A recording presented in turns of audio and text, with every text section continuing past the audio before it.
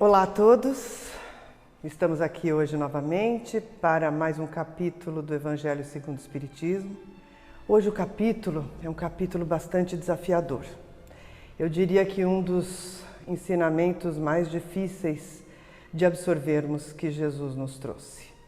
Mas eu sempre gosto de dar uma contadinha da ordem dos capítulos que Kardec e os espíritos que o ajudou, né, que organizaram todo o Evangelho segundo o Espiritismo, foram dando na sequência, né? Então, a gente hoje vai falar do capítulo 12, Amai os vossos inimigos, um grande desafio. Mas a gente vem falando disso desde o capítulo das bem-aventuranças, mais especificamente no capítulo 10, onde a gente fala de misericórdia, fala um pouquinho de perdão. Aí a gente segue falando em amar o próximo. E agora a gente vem e chega, vamos dizer, no processo do perdão por completo, né? Que é, não basta amar quem gosta da gente ou de quem a gente gosta.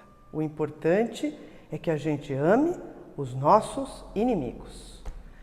E aí é difícil, né? Mesmo que a gente dê uma suavizada na palavra inimigo, né? Que fica uma coisa, nossa, mas inimigo. Será que a gente ainda tem, né, inimigos? Às vezes sim, às vezes não. Mas sempre a gente tem algum desafeto, alguma diferença com algumas pessoas, que seja no nosso ambiente de trabalho, na família, no lugar onde a gente mora, né, no nosso edifício, enfim, na escola, em todos os ambientes, é da nossa natureza. É muito difícil a gente não ter situações daquelas pessoas que a gente acha que estão atrapalhando a vida da gente. E por que cabe a nós amar os nossos inimigos, ou por que cabe a nós esse perdão, né? Por que cabe a nós essa ideia de passar por cima? Sempre vem para nós a ideia de, mas também agora eu vou me fazer de bobo, eu vou passar de bobo, ou tá me pedindo ainda mais essa, né? E a gente sempre volta a isso no sentido de que, por mais que a gente quisesse talvez perdoar, isso seria um exercício de realmente ferir o nosso orgulho. E é aí que a gente talvez comece um ponto de trabalhar isso, né? Porque, ou às vezes até a gente diz assim, sabe, eu até quero melhorar, né? Principalmente quando a gente passa nesse processo de estudo da doutrina, de entendimento da importância, né? Nós falamos tanto de caridade, sabemos que a base de todo o ensinamento de Jesus é o amor. Kardec falou tanto, reiterando, né, isso da importância da caridade, do perdão, da possibilidade de prosseguir se a gente incluísse isso nas nossas escolhas de vida. Mas a gente não sabe nem por onde começar, como fazer, porque realmente é muito difícil superar tudo isso. Ao longo da história, a gente viveu processos variados, né? Pessoas que chegaram e questionaram Jesus, dizendo que Jesus era um sonhador, que Jesus era um idealista e que isso nunca seria possível, e ponto final. Tivemos ainda assim mais ligado à questão de religiosidade, né? Toda a ideia do nosso histórico religioso, nos falando muito que isso era necessário, era preciso, devíamos seguir este caminho, mas numa ideia de submissão, numa ideia de servir, né? De se submeter realmente, que nos deixou muito insatisfeitos. Por mais que era uma coisa do tipo, precisamos amar, vamos respeitar, numa cara de uma obediência externa, resolveu? Nem um pouco. Temos vivido ao longo da história com muitas consequências dessa aparente aceitação. Doenças físicas, emocionais, psicossomáticas, né? Muitas coisas que a gente leva para o nosso corpo, muitas dificuldades de convivência, muita raiva contida, muita agressividade, enfim. Não deu ainda muito bem para entender essa história do que seria isso, né? E a gente tem ouvido muito, principalmente na doutrina, de que a ideia do perdão é uma ideia de libertação. Quem perdoa se liberta. Será mesmo? Será que a gente acha isso? É complicado. Mas eu acredito que a nossa ideia de complicação vem dessa tradição histórica de que a gente achava que a solução estava fora. A gente acha que a razão da nossa mudança ou virá da providência divina que vai nos fazer melhor e que vai nos ajudar nessa mudança, ou ainda do outro, né? Porque a gente quer muito que as coisas melhorem, mas que o outro mude. E na verdade, quando a gente entende que o movimento é exatamente o oposto, ele não é de fora para dentro, mas ele é de dentro para fora. E é isso que Jesus, com a sua sabedoria, né? Eu costumo dizer que Jesus acho que foi o primeiro e mais oficial psicólogo da nossa história, quando ele sabia muito bem que a possibilidade estava dentro de nós. E ele nos trouxe esta realidade. Falando com um pouquinho mais de detalhe do capítulo, para nos situar um pouco, nessa primeira parte, Kardec reuniu 3 tópicos bastante importantes para que a gente fale nessa ideia do perdão por completo. O primeiro é quando ele fala que a gente tem que trocar o mal pelo bem. Na sequência, ele fala dos nossos inimigos desencarnados. E aí vem a terceira passagem, que é aquela passagem bastante conhecida de dar a outra face, né? Bem complicado. Quando Jesus disse, se alguém te ferir na face direita, dê a outra face. Olha a ideia da submissão. Entendemos ao longo desses mais de 2000 anos, a ideia de que era para que a gente se colocasse à mercê do outro, se submetesse ao outro, que estivéssemos numa posição mesmo servil, né? De brincar de bonzinho, brincar de talvez até coitadinho, quando na verdade também não era isso. E é tão interessante que quando a gente lê em maior detalhe essa passagem da dar a outra face, Jesus falou mais, né? Não é só isso que ele disse uma entrega completa. Tem até aquela situação que várias traduções trazem com nomes diferentes. Aquela passagem que fala, se alguém te pedir o manto, a veste, a capa, né? Tem várias situações. O que é importante a gente entender, estudando um pouquinho as várias traduções que trouxeram e tentaram trazer com mais fidelidade essa história, ou o que Jesus realmente quis dizer, que tinha sentido naquele contexto, para aquele grupo, para aquelas pessoas, que era muito inovador falar em amar inimigo, era até de muita rejeição, que foi o que aconteceu.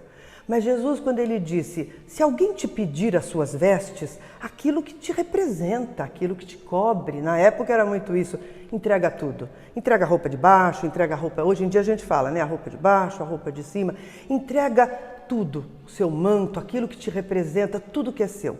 É a ideia do desnudo, abra-se por inteiro. Ele ainda fala mais, ele fala de que se toca em pontos, né? Que para nós até hoje isso é muito importante. Porque a roupa representa, né, várias situações e várias posições do que a gente ocupa na sociedade. Ele fala também de empréstimo, ele fala em dinheiro. Se alguém te pedir um empréstimo, aí a coisa pega, né?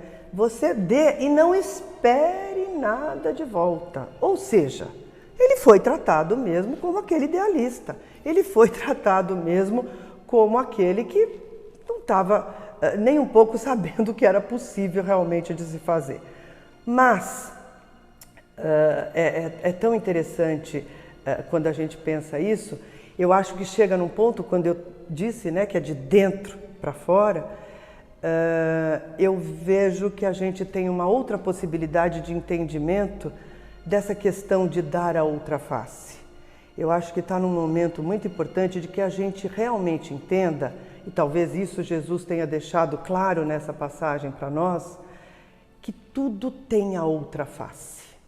Depende de nós a escolha de escolher a outra face.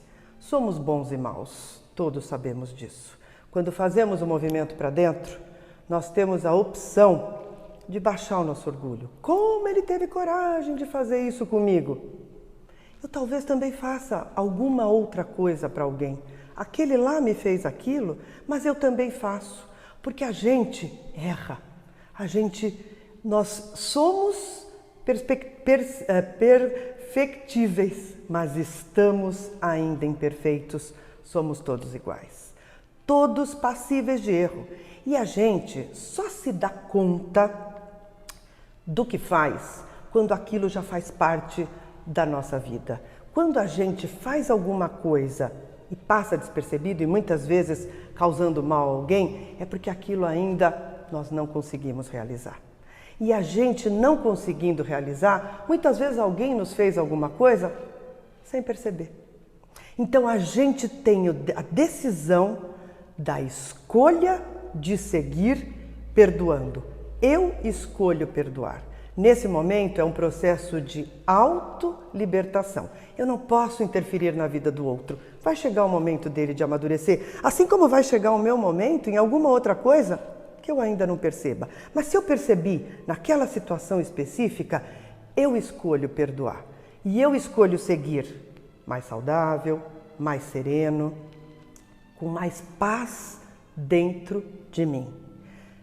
Mas é interessante que, enquanto eu buscava coisas para este capítulo, eu, de repente, me dei conta de uma frase do Sartre, do Paul Sartre, que não tinha nada de espírita e muito menos de religioso, mas ele dizia mais ou menos assim: não importa o que fizeram com você, o que importa é o que você fez com aquilo que fizeram com você.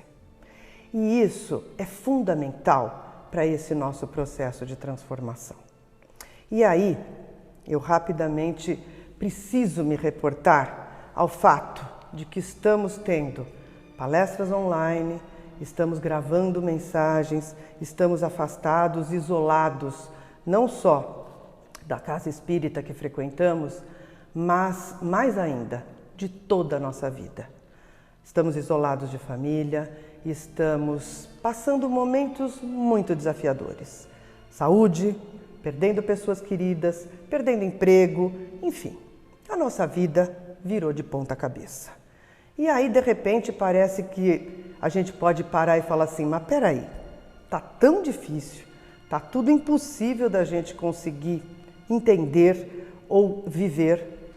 Ainda eu tenho que amar o inimigo, né? Aquele sujeito que eu não saio de dentro de casa e é o vizinho que martelou na minha cabeça a noite inteira e eu acordei sem conseguir fazer a minha reunião. E, enfim, cada um de nós, das mais bobas situações como essa, até coisas de muita importância, fundamentais às vezes, fomos obrigados muitas vezes a conviver com pessoas da família que a gente às vezes não tinha tanto contato. Enfim, foi um convite ou até uma obrigatoriedade de nos virar do avesso. E é aí que entra de novo a possibilidade de trabalharmos o de dentro para fora. E com duas chaves muito importantes para nos auxiliar. E aí nós vamos recorrer ao Livro dos Espíritos. Nesse momento a gente lembra da influência dos espíritos na nossa vida. Kardec, quando estava falando disso, perguntou aos espíritos, naquela famosa naquela pergunta, a 459. Sempre que a gente fala de influência espiritual, a gente fala daquela pergunta que Kardec falou aos espíritos: influenciam os espíritos as nossas vidas? E os espíritos respondem: sim, muito mais do que podes imaginar. Influenciam a tal ponto que muitas vezes são eles a te dominar e a te fazer seguir, enfim, são eles que controlam, né? Mais ou menos isso. E aí a gente pensa mais uma vez, de dentro para fora, a escolha é nossa. Quando nós escolhemos o tipo de vibração, porque estamos imersos em fluidos e toda essa vibração é da nossa escolha. Está em nós a escolha de trazermos para perto de nós essa mudança, essa chave de quebrar a situação que mantém a raiva, a situação que mantém o desentendimento. É fácil? Não é fácil. Tem dias que é muito mais difícil, tem situações que são muito desafiadoras. E aí a gente vem com a outra chavinha da doutrina de maneira também inovadora, não daquela maneira submissa. Vamos lembrar, voltamos no Evangelho, Kardec dedicou 2 capítulos à prece, o 27 e o 28. A prece é muito importante. É ela que nos sustenta. É ela que faz, eu costumo brincar, a gente chegar das 8 da manhã ao meio-dia, muitos e muitos dias da nossa vida. Então é isso. Naquela hora que deu vontade de ir lá, estrangular o pescoço do vizinho lá que estava martelando, a gente faz uma prece sincera, aquela prece que sabe que ela é fluídica, aquela prece que nos conecta com a espiritualidade maior e que afasta de nós qualquer influência de espíritos que ainda estejam nessa vibração de raiva, nessa vibração de desarmonia, pelo menos, vamos dizer. Leia um texto mais elevado, abra a janela, né? Hoje em dia, às vezes, é abrir a janela e só, né? Abra a janela, ouça o passarinho, ou ouça uma pessoa falando na rua, às vezes alguém cantando, enfim, eu posso trazer para mim uma faixa de vibração diferente. Eu escolho esta sequência. Aí sim eu posso dizer, realmente, perdoar é um processo de autolibertação. Mas é devagarinho, é pouquinho.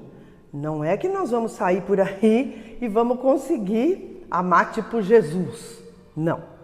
Nós temos que entender que este é o início do processo, mas é um processo que a gente pensa, que a gente escolhe e que a gente decide agir em harmonia com a espiritualidade maior. Eu acredito que se pensarmos nesse sentido, vai ficar muito mais suave e vai ficar muito mais possível, como Jesus queria nos falar, sobre o processo de amar os nossos inimigos. Que assim seja, graças a Deus.